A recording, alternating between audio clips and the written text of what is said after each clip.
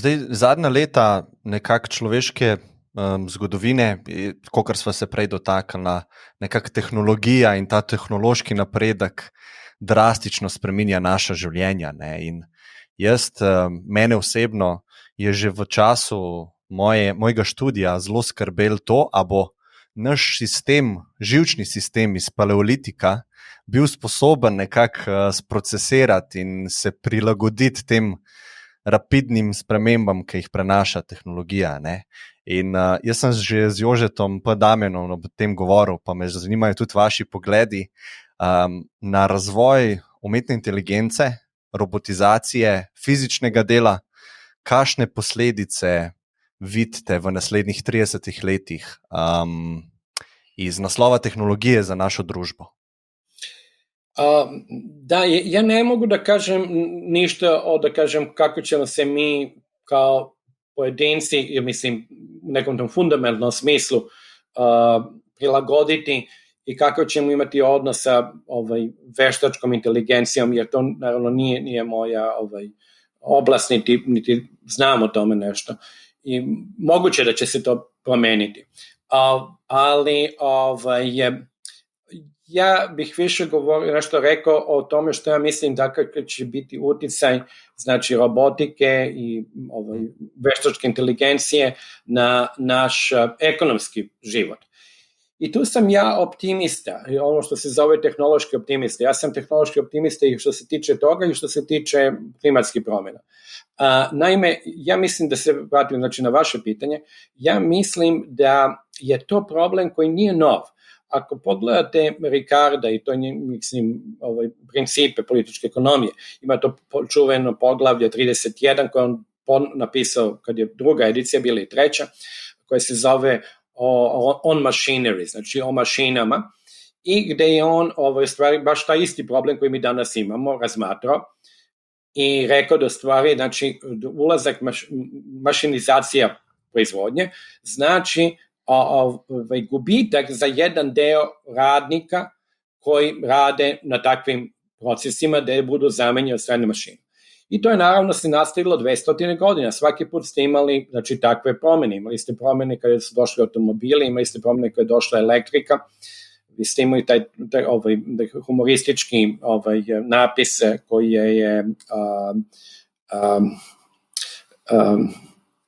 francuski ekonomista, znači se setiti, kada je humoristički napisao kako udruženje proizvođača svetiljki, candles, proizvođača sveća, da, se bori protiv uvođenja električne struje. Prema tome, znači, to smo imali uvek tako. I tako da to nije nešto novo, što ne znači da neki koji će biti, to imamo te radove koji su dosta značajni od Davida, ovoga autora, ili author, kako se izgovara, i Dorna, gde pokazuju da je takozvana rutinska radna snaga u Americi, znači oni koji su bili u sredini, znači da su oni najveći gubitnici, jer su oni ne samo gubitnici zbog globalizacije i konkurencije Kine, nego tehnološki progres, znači upravo to, automatizacija, robotizacija i tako dalje, tehnološki progres njihov posao čini suvišnim, jer je to rutinska operacija koja može da bude zamenjena veštačkom inteligencijom i tako dalje. Ali da ta isto tehnološki progres je komplementaran sa visoko obrazovanim ili ono što se zove highly skilled labor, tako da u stvari ta radna snaga dobija jer njena produktivnost raste zahvaljujući novoj tehnologiji. Zašto sam to sve rekao? Zato što mislim da to obsesija da će robotika i artificial intelligence da napravi celokupnu radnu snagu nepotrebno, znači ono je suvišno.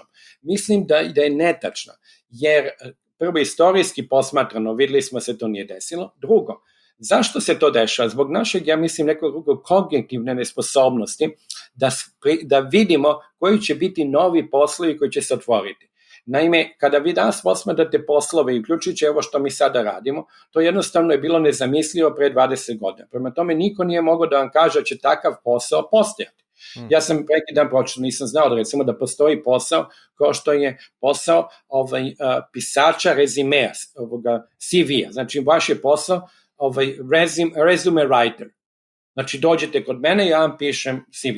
Znači, to su poslovi, a da ne govorim svi ovi poslovi koji su, zahvaljujući novoj tehnologiji, se stvorili, to su poslovi koje nova tehnologija stvara. Ako i mi kognitivno ne možemo da sada saznamo, pošto ne znamo kakvi će biti efekti, kad bi mi znali to, onda bi to bilo, mi bi postali milijarderi, pošto bi investirali tada odmah tamo.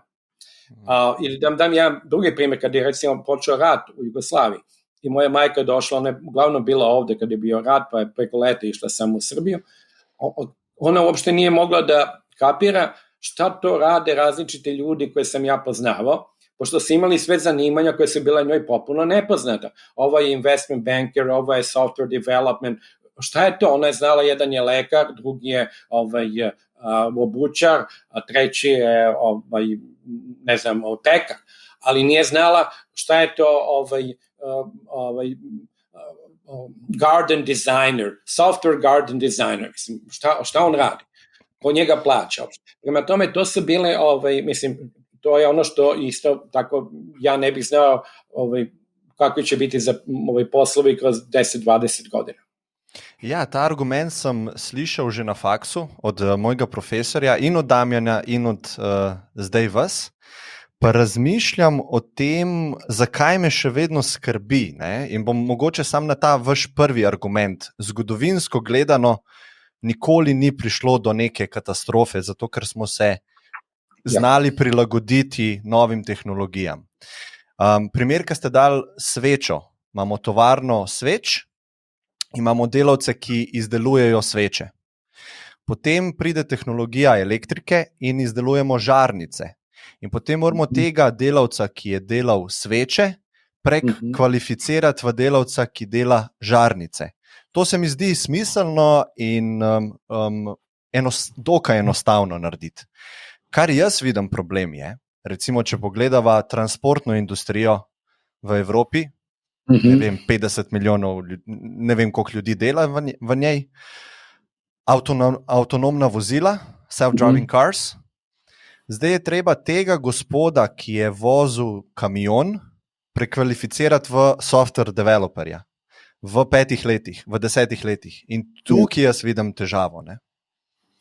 Ja se potpuno slažem sa vama. Ja mislim da je nemoguće to. Ako ste imali ovoga vozača kamiona i koji ima sada 45 godina ili 50 godina, on neće postati software developer. Znači, ja ne mislim da će tehnologija ili robotizacija biti uspešna u tom smislu da te strukture ljudi će se prekvalifikovati, kao što ste vi rekli, to je od sveće moguće se prekvalifikujete u tome da proizvodite električne sijalice, ali ovde ne možete.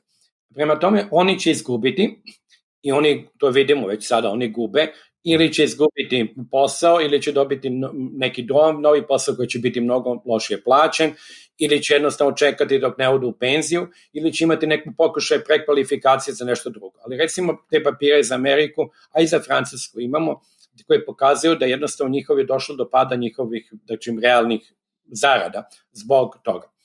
I ja mislim da je to tako jeste, ali to ne znači da drugi, kojih je većina, ne dobijaju zahvaljujući tome. Prema tome, mi ćemo imati bez sumnje gubitnike.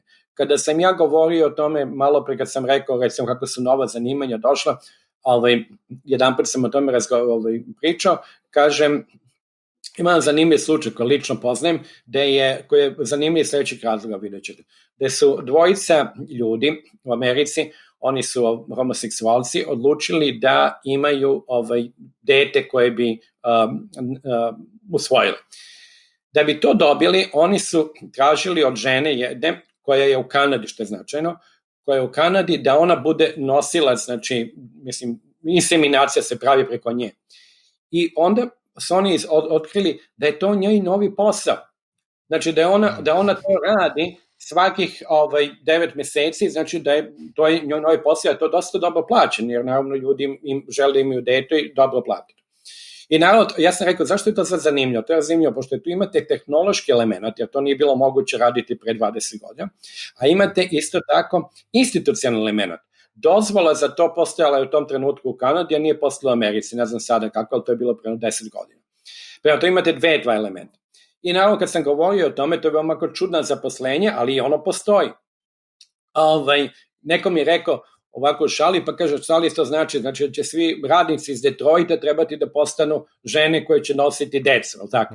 Naravno je to nemoguće, radnici iz Detroita se neće prekvalifikovati u to. Ali ta žena koja sad ima taj posao je možda bila prethodno sekretarica koja sad više je nepotrebna. Ili možda bila travel agent koji je nepotreban. Prema tome, mislim da podcenjujemo mogućnosti, ne mogućnosti, nego broj tih novih poslova i mogućnosti koje će se otvoriti.